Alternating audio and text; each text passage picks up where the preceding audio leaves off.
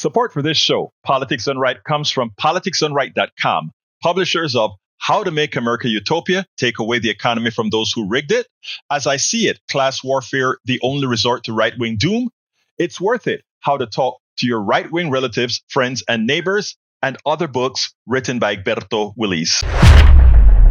Welcome to another edition of Politics Done Right. I'm Egberto Willies, your host. Today we're honored to have Dr. Reverend William Barber II, Bishop Barber.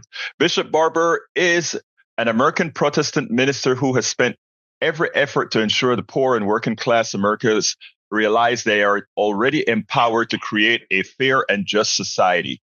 He is the president of the Repairers Breach, professor in practice of public theology and public policy, and founding director of the Center for Public Theology and Public Policy at Yale Divinity School, co-chair of the Poor People's Campaign, and the architect of Moral Mondays. He is the author of the book, White Poverty, Destroying the Myth of Class and Race. Good day, Dr. Barber. How are you doing today? I'm honored, and glad to be here. Glad to be in the trying to stand on the right side of history, and real thankful for all the people that joined as a part of the audience at Pacifica. Well, look, thank you so kindly for being here. Before we even get started, let me ask the question, what's your thoughts on this last election? Well, there's so many because we're still getting data in. I think you asked a question that we all must make sure that we take a thorough look at. We still have had an election where over 40% of people did not participate, which is stark and startling and raises a lot of questions of why people aren't voting. Why don't they participate? What has turned them off so? Now, we did a study called Breaking the Sleeping Giant, and found out that among poor and low wage people, the number one reasons they don't vote is they say nobody talks to us, nobody speaks to our conditions, nobody comes where we are. And when we have debates in this country, as we saw again this past time, the debates are around things like tax cuts and gun rights and things of that nature. But what we don't hear debated, and I listened at all of them, none of the candidates were asked, if you get elected and you have a Congress particularly that'll work with you, how will you address the 140 million poor and low-wage people in this country? 66 million white, 26 million black, 60% of the black community, 68% of the indigenous and Latino community. If you are elected, how will you deal with the more than 87 million people who are without either uninsured or underinsured? What will you do to address the fact that over 50 million people make less than the living wage of at least $15 an hour? And we have not raised the minimum wage since 2009, which is 16 years, even though Congress has had raises. CEOs make 300-400 times more than the average worker. In our political system, we this past election, like so many, we did not have a thorough unpacking of that. We talk about the middle class, talk about tax cuts for the wealthy, but not poor and low wage folk. And then lastly, we had an election where both candidates received less votes.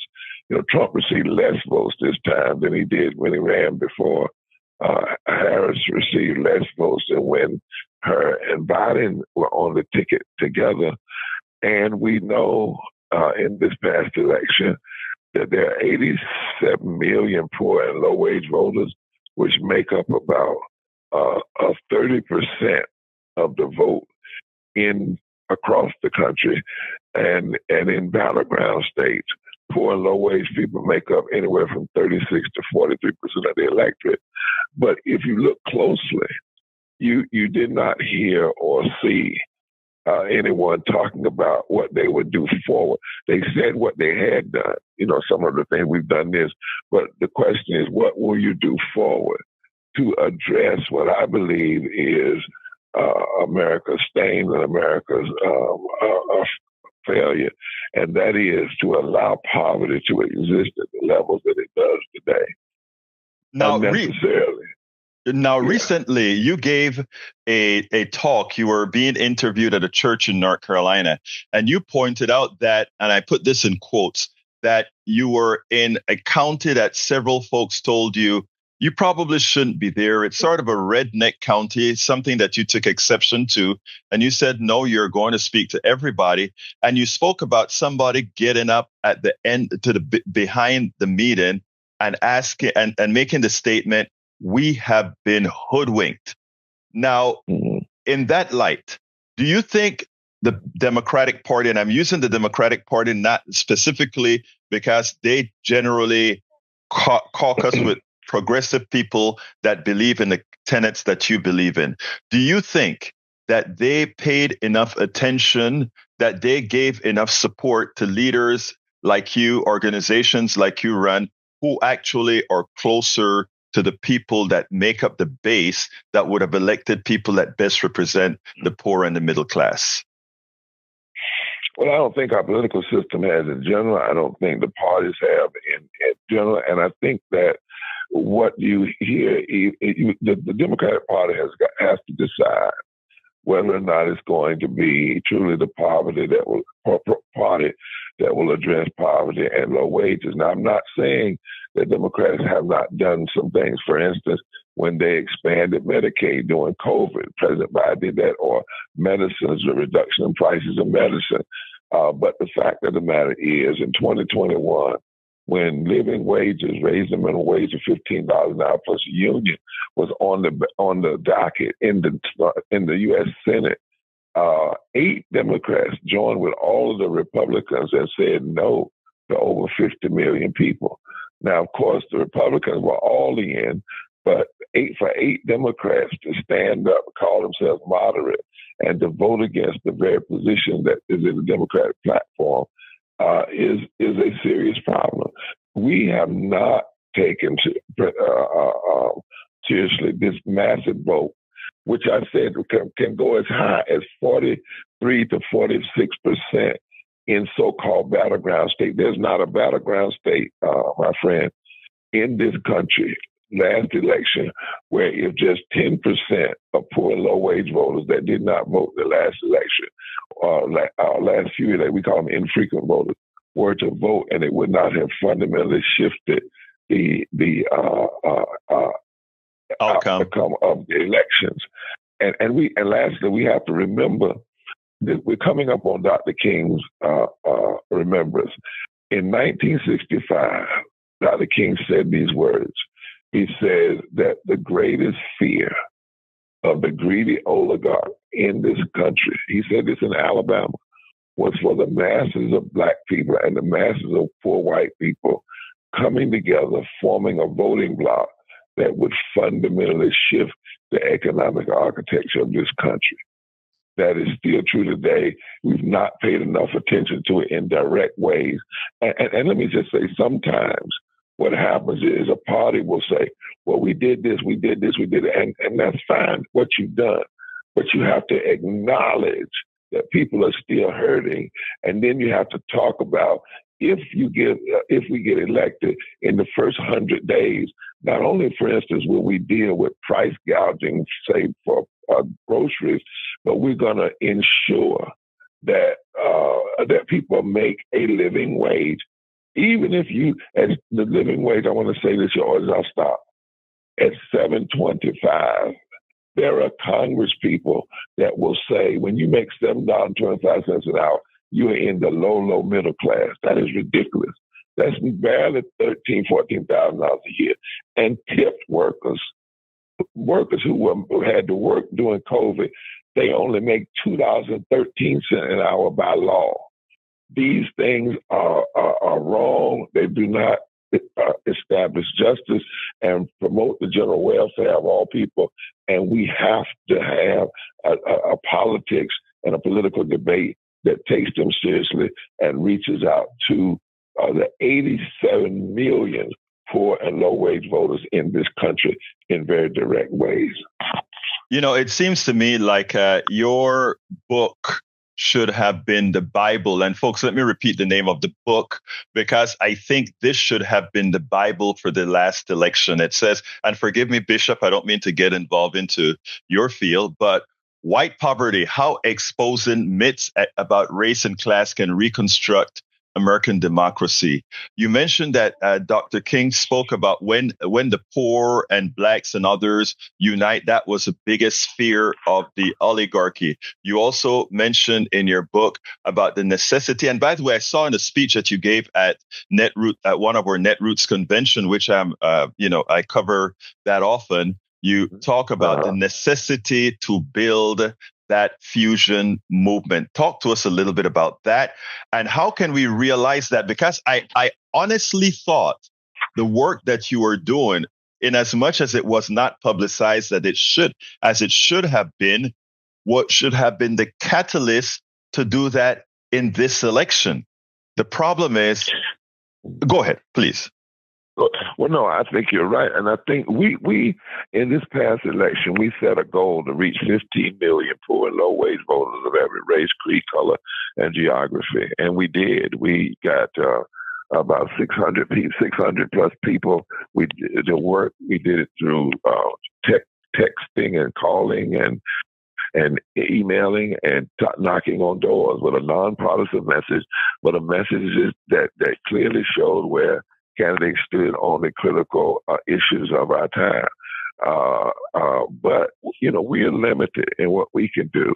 I don't know what the numbers are. We're going to try to find them out post-election. But if we spent $5 billion, say, in the presidential election, but $15 billion overall that we know about, what kind of money was spent to directly talk to, put people in communities and advertise among poor and low-wage voters, infrequent voters, particularly if you only need about 20% to have a massive shift in the electorate. What was the message? Was it just what we've done or what we're going to do?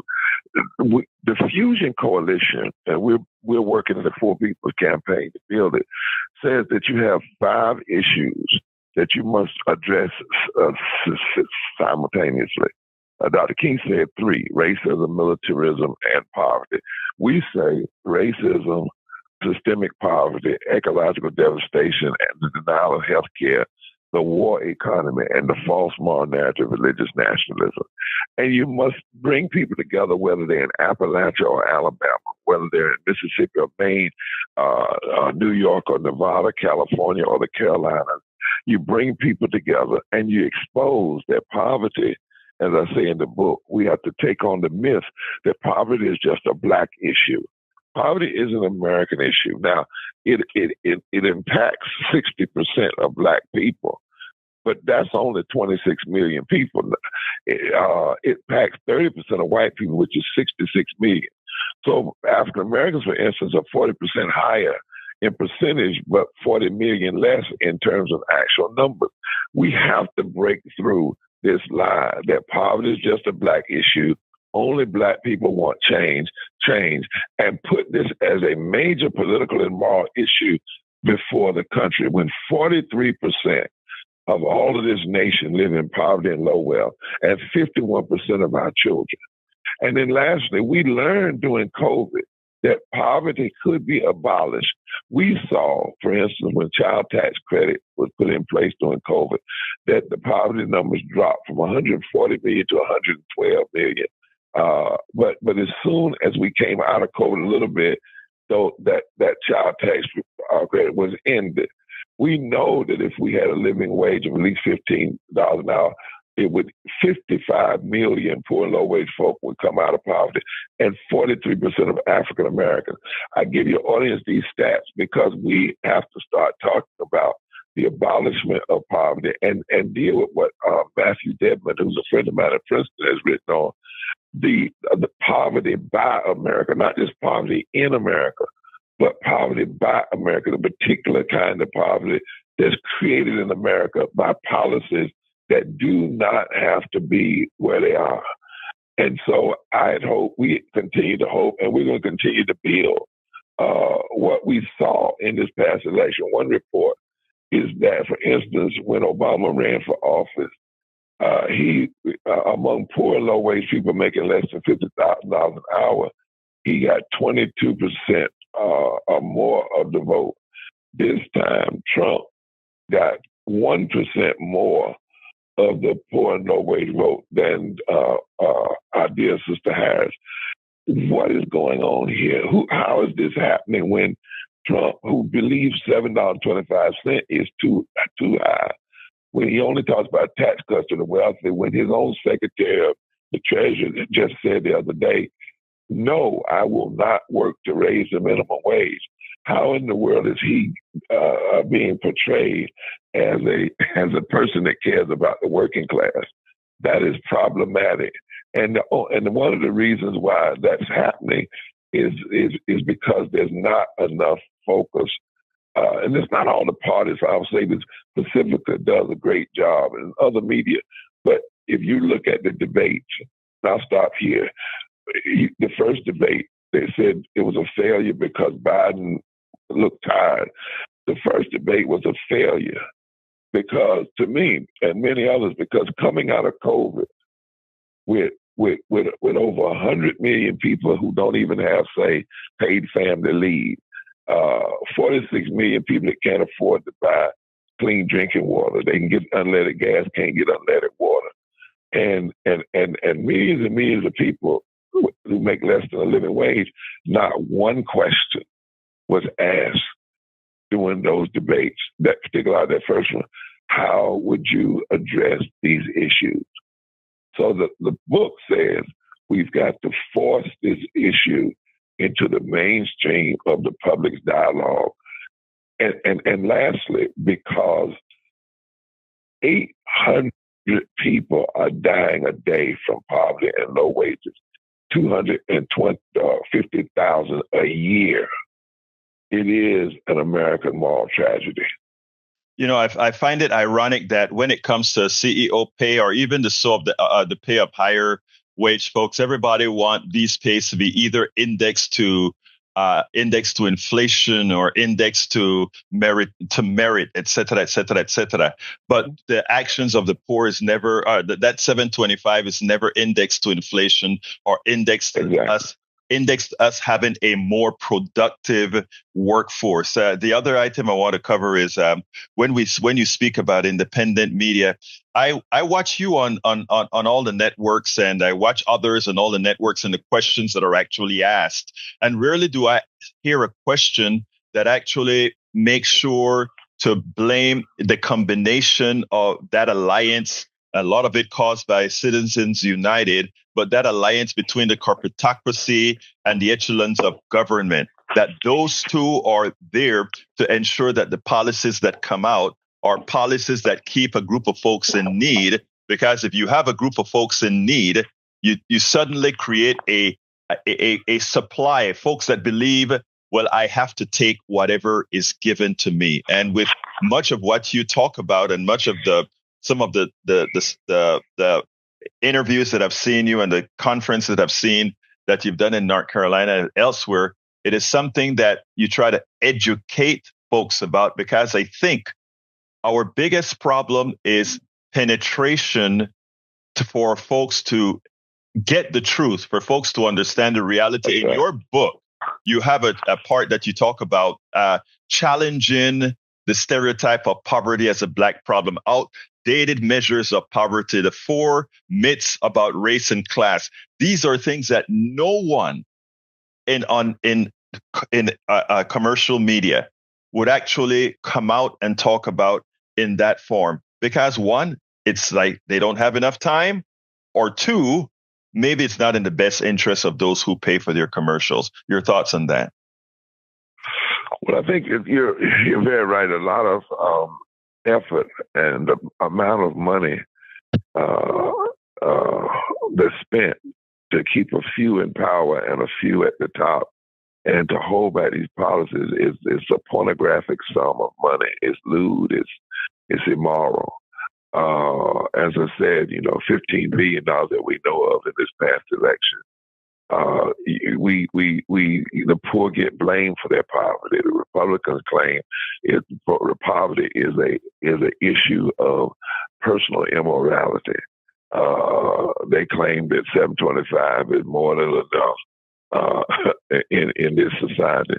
Democrats have to decide whether they're going to be the party of the middle class or the party of poor and working people and the middle class. What are they really going to do? And because when you look at the record over these since 2009, when we haven't raised minimum wage since 2009, both parties have had full power in those 16 years. Exactly. There have been a time that both parties have had the House, the Senate, and the presidency. And yet this issue of a living wage that actually would benefit the entire economy. There also, if you look at it, there are about 7 policies that if you implemented them would almost eradicate poverty and low wages as we know it. The living wage index with inflation that actually was first talked about at the March on Washington in 1963. People don't know that, but that was a part of the agenda. Secondly, fully funding public education, and these are not in rank. I'm just talking about in this order. Thirdly, ensuring health care for all persons. That health care is not connected to your job, but connected to your humanity. 10% of the military budget, the gross military budget, being redirected and used for things like health care and public housing development, because so many people are either homeless or one emergency away from homelessness. Restoration of the Voting Rights Act so that people's votes are not suppressed. And child tax credit and earned tax credit. If you did just those things and properly funded our anti-poverty programs that keep food in children's mouths and those kinds of things, we could pretty much eradicate most of the grossest forms of poverty. It's not a lot, and we know that it would benefit the entire society. But the issue is we know what to do. And it's a lie when people say we don't know what to do. We have the resources. It's a lie when folks say, well, it would cost too much. We don't have the resources. The problem is having the moral backbone and the moral vision to get this done. If politicians just did what they swear to uphold, which is establish justice, provide for the common defense, promote general welfare, and ask of every piece of legislation, whether it was tariffs, whether it was the rules and regulations for the free market, if they would ask these questions, how does this policy establish justice for everybody and promote the general welfare, particularly of the least, the poor? And my fear is, if we don't address this issue, and I want your audience to hear this, we're not talking about, just 10% of the population. We're talking about nearly 50%. This level of poverty and low wages is dangerous to this democracy because oftentimes demagogues and wannabe dictators and others, they play on the hearts and the minds of those that are hurting so much in poverty. They do that.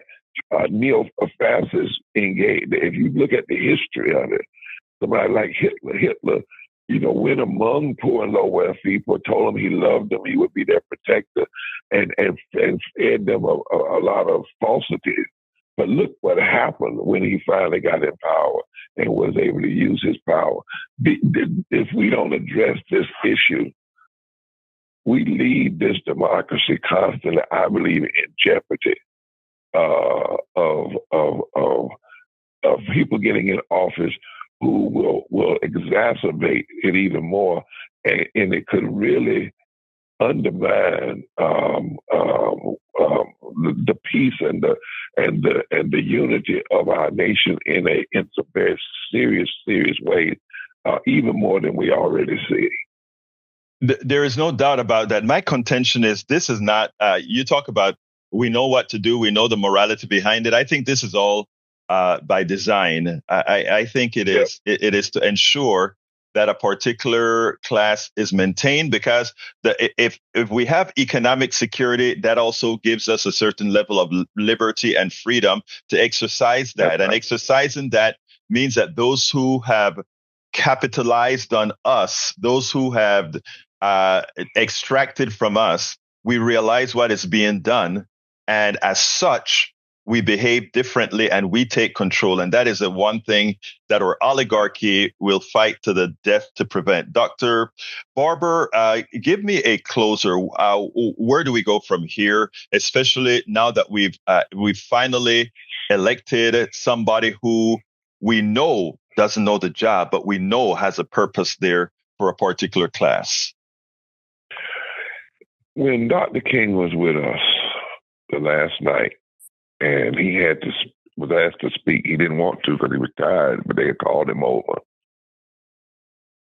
And we often talk about, he said, I've been to the mountain, I've looked over and I've seen the promised land. And I might not get there with you, but we as a people will get to the promised land.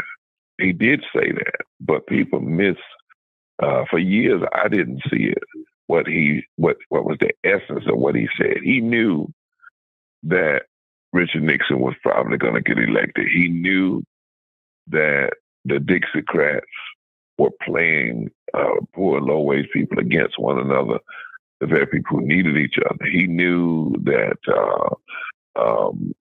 there was going to be a lot of trouble. In fact, his last sermon that he was going to preach was entitled, America May Go to Hell. And he was saying that if America didn't deal with poverty and racism and militarism, that she would, in a sense, go to hell in terms of her societal reality. But in the midst of that speech, he says these words, and I think they fit us. I'm going to talk about them on Monday for the national sermon at the King Center, Ebenezer Baptist Church, that I'm preaching at 9 o'clock. He said, the nation is sick. And then he says, but nothing would be more tragic than for us to turn back now. In other words, he was saying to the people, all people, we have to have a commitment in the midst of extremism, not to stand down, but to keep pushing forward, to keep, no matter who gets elected, we have to continue to push forward and stand up in every way, nonviolent way at our disposal. If we fought for living wages on Monday, the election happened on Tuesday. It did not go the way we wanted it. On Wednesday, we should be right back fighting for living wages. Amen. If we were fighting for health care on Monday, election happens Tuesday, didn't go the way we wanted. On Wednesday, we should be right back fighting for it. Because the things we're fighting for cannot be determined by one election. In fact, if anything, the extremism in our midst now should serve to intensify and embolden our agitation. If political parties won't mobilize this 140 million people, 87 million people who are eligible to vote, if they don't mobilize, we have to be more determined to work among that constituency to help them understand their power and to not get trapped in language and actions that undermine fusion coalitions. We need a powerful coalition of 20 to 30% of the poor low-wage voters who have not voted could fundamentally shift the elections in this country. The greedy, the power brokers that want to broker power for the greedy are not winning mandates, and they're not winning by unsurmountable odds. In some ways, they are winning by what we aren't doing, but in fact, it's not massive victories. And even if they were, you never get a mandate to undermine the fundamentals of the Constitution.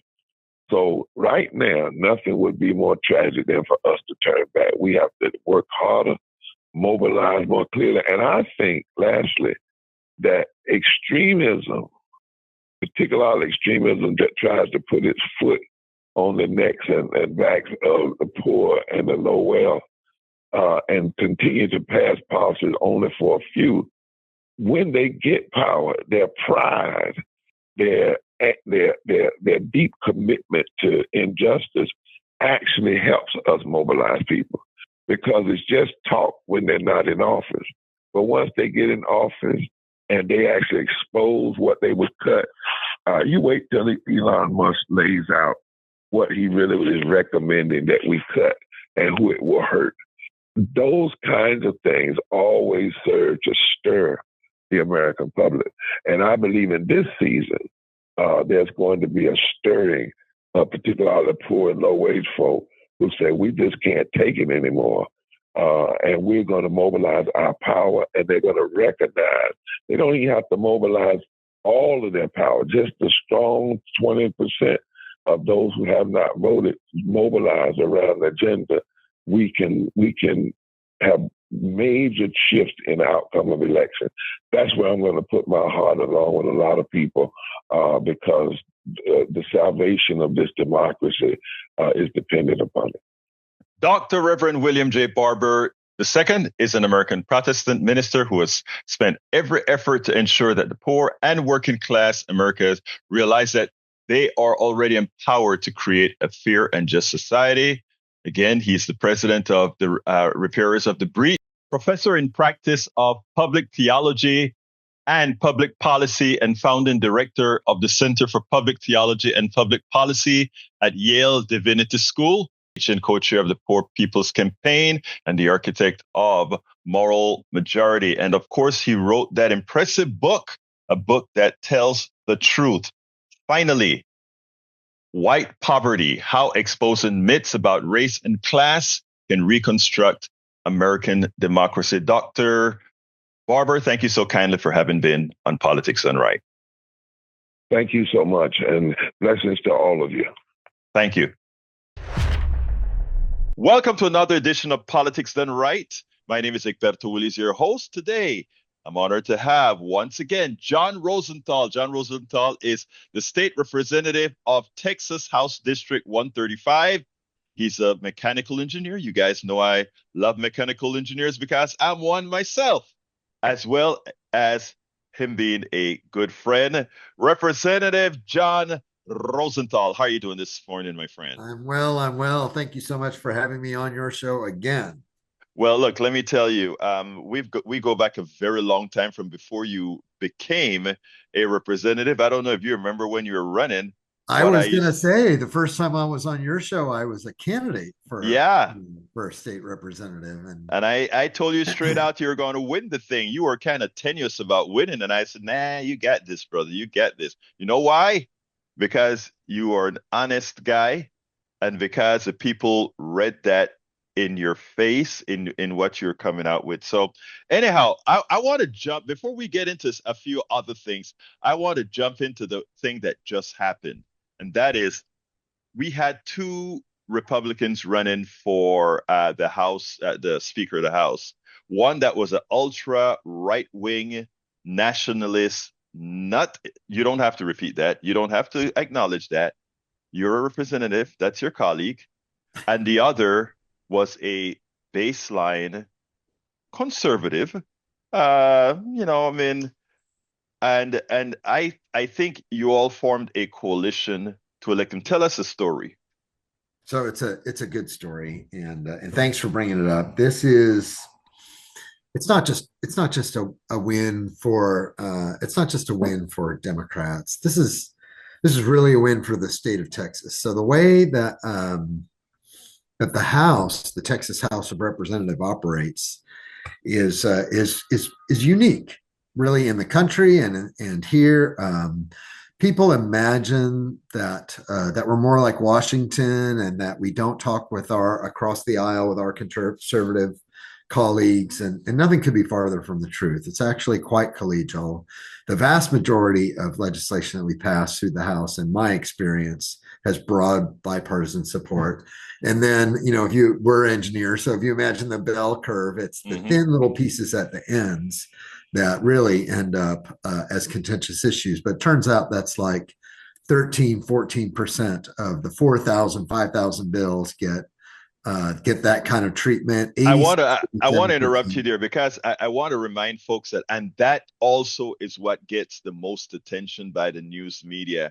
And if it bleed, it leads news media, and they don't show the amount of work that all of you do collegially when you're working. But continue, That's my right. friend. That's right. Like establishing the new role for the Texas Water Development Board in a statewide disaster mitigation and prevention effort. Texas broadband expansion across the state. I mean, we do a lot. We, in my freshman term, we put $12 billion in public education, and that was almost a unanimous vote in the House. So there's big things that we do together. So I bring this up because it's not. So the two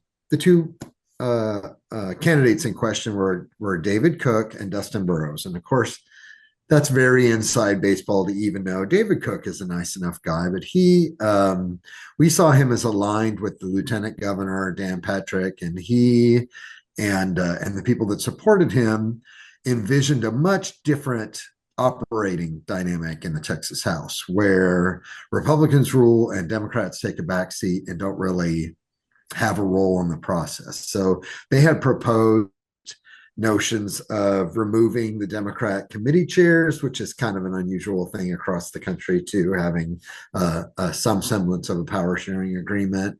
He had proposed much more egregious things like not allowing any Democrat legislation to reach the House floor until all the Republican priorities had already been passed, which of course it destroys the entire ethic that we operate under. And the other one was they were going to have no Democrats on the calendars committee who decide, what's going to take up. Yeah, what bills come to the House floor. So once you get through your committee and it's referred to the House, it's calendars that decides what will actually take up as a full body. So the other thing they were going to do was replace our parliamentarians with presumably folks who are more partisan in nature, and remove some of the parliamentary tools that we use to fight against the things that we find objectionable. So while most legislation is popular and passes with broad consensus, there are some things, that this House, that this legislature passes that we find very objectionable. And you and I could probably talk about that all day. The partisan divide on the contentious issues, we know that the Republicans have a majority and they will pass some of their priorities. That's just life in the Texas legislature. But it's direly important for us to have the tools to both fight against it on the House floor, so try to defeat it with procedurally, with parliamentary tactics, and second, to lay down the record, to lay down the legislative intent and on the record, so that there will be grounds to use for the legal challenges for some of these things that pass that we think are boldly unconstitutional, unfair, and Texas legislature passes stuff like that every session. We are still in litigation over some of that from last session.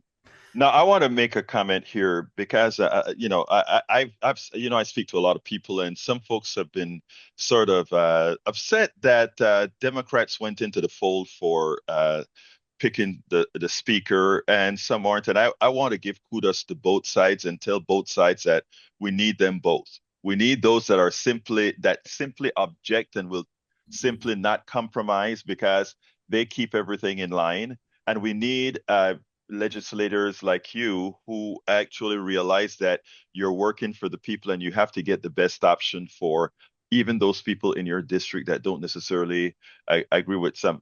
If you have some of that in there, sometimes it can get a bit I don't want to use the word elitist wrongly, but sometimes it can get to the point where since you don't get your way, you're willing to you don't see what some of the other folks in your district's going through, and sometimes you just have to get what's best for them. So I want to commend you, and a commendation for you on working this way is not a slight on those who think differently No, in the no, of party. course not. It is just saying we need them both. Continue, my brother. Yeah, Democrats in this, although some of us obviously have different perspectives and saw this race a little differently, our priority is to do the best that we can for our constituents. And a David Cook, having somebody who is just going to be a tool of the lieutenant governor,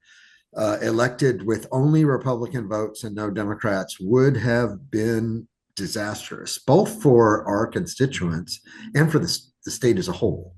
So we need people playing all the roles, and we need for sure those among us holding all of us accountable for our principles and our values. And also the pragmatic side of this was, if we want to get some of our stuff passed for our constituents, we want to be able to bring bills to the floor, and if we want to be able to fight against the most egregious of legislation, we're going to need those tools. And recognizing that Republicans have 88 seats and Democrats have 62, we had a Democrat candidate in the race, but they did not have, there was no possibility to elect a Democrat speaker. That's just not going to happen. So while I would love in some ways to have a scenario where all the Democrats stick together and just vote for our Democrat, like they do in Washington, once again, the dynamic in our chamber is much different than what happens in Washington. Fact, you're still going to have chairpersons of some committees that are going to be Democrats, correct? So hopefully so. That doesn't affect me personally. I actually am not emotionally tied to that, but it's an important dynamic in the Texas House. So we hope that will be the case. There will be a rules discussion next week. Okay. But what I'm getting at is, if all of us stuck together and just vote for the one Democrat, what you end up with at the end, after multiple votes of this, is you end up empowering the guy that will be most detrimental. And we just could not afford to have that happen. And exactly right. Now, I am not sure how successful you're going to be to hold on to a chairman, at least one Democratic chairmanship. We hope that what's his name? Burrows, I believe. Justin Burrows, yeah. Justin Burrows sort of get enough Republicans to come along. We don't know if. So he already did the ones that helped him ascend to the speakership. And he was elected with more Democrat votes than Republican votes. I noticed that. It's a huge win for Democrats. What it means is we got our choice. You got your choice that you actually wanted. Now, I think it is also important this, and I want to hit you straight up on this and hit every Democratic candidate up on this. Right now, one of the big failures I see of the Texas legislature is the amount of money, first of all, that leaves on the table with the Medicaid expansion to the Affordable Care Act. Not only does it leave money on the table, but it actually is killing Texans. And Democrats are immediately ready to accept the Medicaid expansion to the Affordable Care Act. But I have one knock on just about every single representative, and it goes as follows. Every time something, Democrats are lacking in rural votes mostly. Democrats are also lacking in the votes of some of the white working class. My contention is, or my thing is, why am I not seeing many of you, whenever a hospital closed in Timbuktu, Texas, whenever you get an opportunity to actually go out, call a conference, not just a news conference, but have something and make sure there's media. If the mainstream media doesn't follow you, get the independent media to follow you and talk to those people in the rural areas and say, look, the policies I support are policies that are going to help you, farmer, are policies that are going to help you, nursing home, in Timbuktu that, why don't I see more of you going out to these areas and fishing for that marginal vote? So it's a good question. It's a dramatic failure on the part of Democrats in general, really across this country, but The country, exactly. But our state Democrats, our state party, and even to an extent, our House Democratic Caucus. So I don't know if folks are aware of this, since we're sort of Houston area based in this podcast. Maybe some people know who Representative Gene Wu is. Yes, we do. But Eugene Wu, Representative Wu, is now the chair of the House Democratic Caucus, which is a huge change. And we just elected him. He's a brand new chairman for our caucus. And his first move was to raise some money for the caucus so that we could have a couple of full-time employees working throughout, not just the session, but throughout the year. And the first person we hired was communications director. Excellent.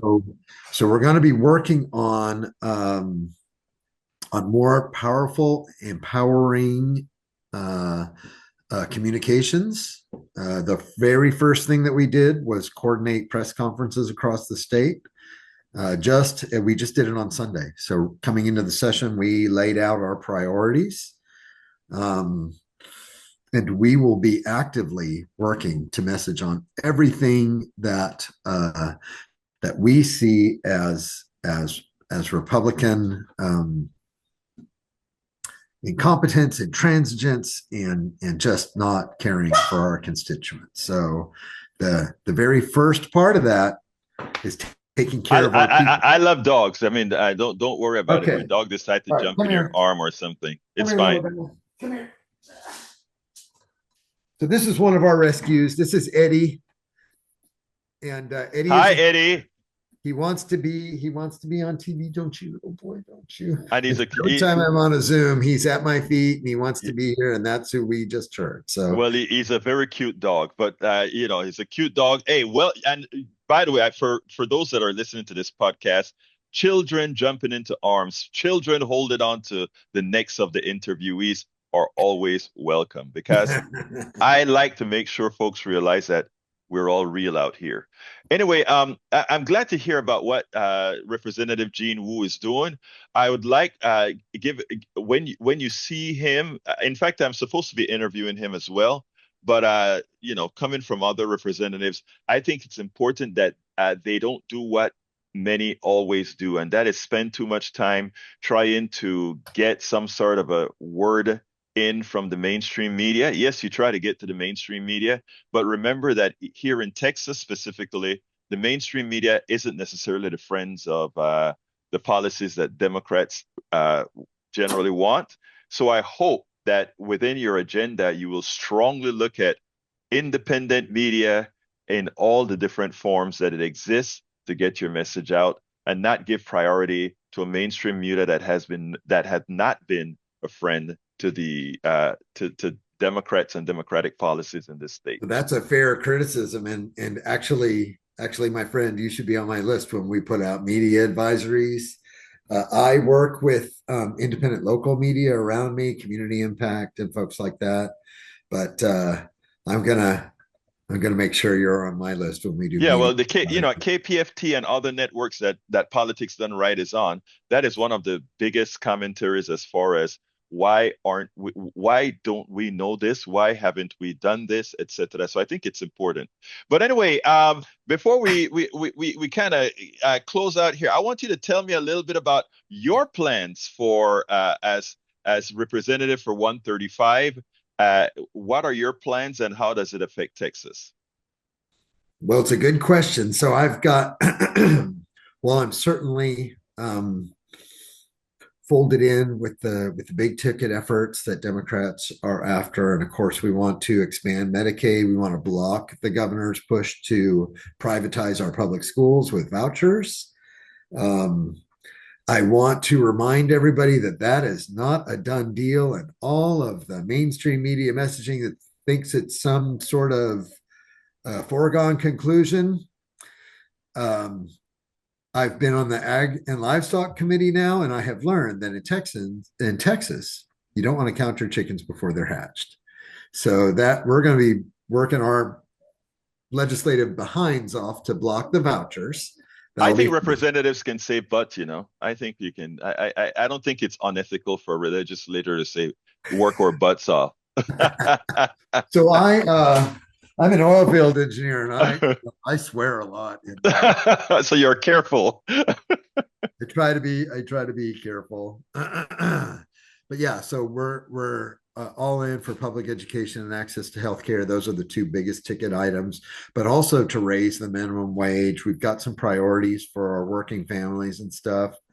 The part for me personally, I've got a couple of bills that are near and dear to my heart. I've got one to address community violence. So to work on community violence intervention, where you intervene in the violent cycle before anybody picks up a gun or beats their wife or whatever. You want to have systems in place to address that. And then also, I want to end child marriage in Texas. So I have a bill to do that, to raise the age to marry without exception to 18 years old. And it's unbelievable that it's not there. And the last thing is, being suburban, I have tons of municipal utility districts, all the people out there that deal with MUD districts and homeowners associations. I am working on legislation to rein in them at least a little bit. So those are my kind of personal priorities for the session. Well, it seems to me like all of those have Texas-wide implications. So I'm pretty sure you're likely to get quite a few of those bills through. Well, anyway, Representative, keep our fingers crossed. I've got faith in you. What should I have asked you that I didn't ask you?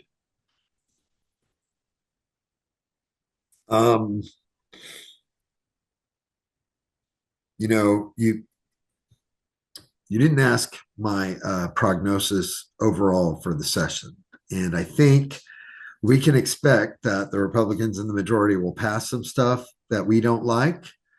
But your Democrats in the Texas House are going to fight for you. And so it is our job not just to pass things that we believe in, but to really combat the things that we think are egregious. And I believe having elected the speaker gives us the tools to help block some of the worst of the worst. So I hope folks will come away from this podcast understanding a little bit more about our role. When you're in the minority party, you're not going to get everything you want, but we intend to use the tools that we have to block the worst of the worst.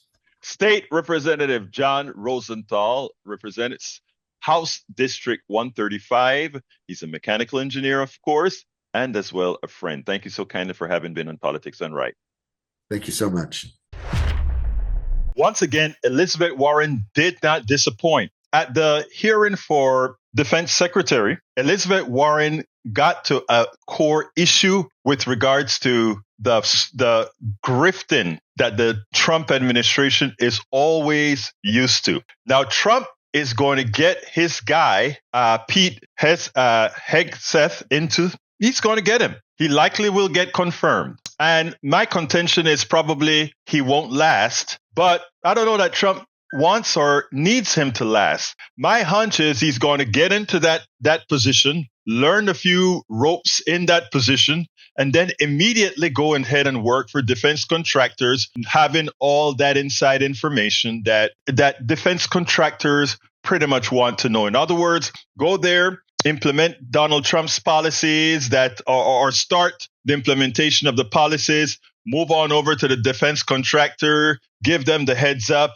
and then immediately, there you go, you're marketable. And you know how you know that? Elizabeth Warren did a very important thing. She points out that Hegseth has constantly said, hey, the generals, all those generals in the forces, they should be forced to wait 10 years before they go work for a defense contractor. I agree with that. I agree with that 100%. But what about you, Pete Hegseth? What about you? Let's listen to how Elizabeth Warren got to him, and then we'll take it on the other side. Now, Mr. Hegseth, you have written that after they retire, generals should be banned from working for the defense industry for 10 years. You and I agree on the corrosive effects of the revolving door between the Pentagon and defense contractors. It's something I would have liked to talk to you about if you'd come and been willing to visit with me. But the question I have for you on this is, will you put your money where your mouth is and agree that when you leave this job, you will not work for the defense industry for 10 years? Senator, it's not even a question I've thought about because it's not think about it right now. It's not one. My motivation for this job. I understand has never that. I been just about need what a could yes here. come next. Time is short. I just need a yes or no. I would consult with the president about what the policies. In words, you're quite sure that every general who serves should not go directly into the defense industry for 10 years. You're not willing to make that same pledge? I'm not a general, Senator. You'll be the one, let us just be clear, in charge of the generals. So you're saying sauce for the goose, but certainly not sauce for the gander? I would want to see what the policy of the president is. I'll bet you would. Thank you, Senator Warren. And that is the issue. Think about what's happening there. If you are that person that is serving the country, you are the person that's putting your life on the line, right? You don't have to go. You have to wait before you kind of make money on your experience with the defense contractors. But moi, I am the head guy. I'm the guy on top. I am the plutocrat. I am the oligarch, or I will be the oligarch. So when I leave government, I can go ahead and work for the defense contractors, not to worry about time. And you know what is sad about it? That, I won't work for 10 years, even if they go against their word later on. They don't even have to lie about it because there's something within them that they want you to know that they can do as they please. That is why Donald Trump is stuffing nominees that are unqualified through the system, just to show if I want to do it, I can do it. And I will do it. Yeah, Hegseth will be a failure. The people under him, the state, they'll be the one running the department. But again, he'll be the one getting the spoils. Support for this show, Politics Done Right, comes from politicsdoneright.com, publishers of How to Make America Utopia, Take Away the Economy from Those Who Rigged It. As I See It, Class Warfare, the Only Resort to Right-Wing Doom. It's Worth It, How to Talk to Your Right-Wing Relatives, Friends, and Neighbors, and other books written by Egberto, Willies.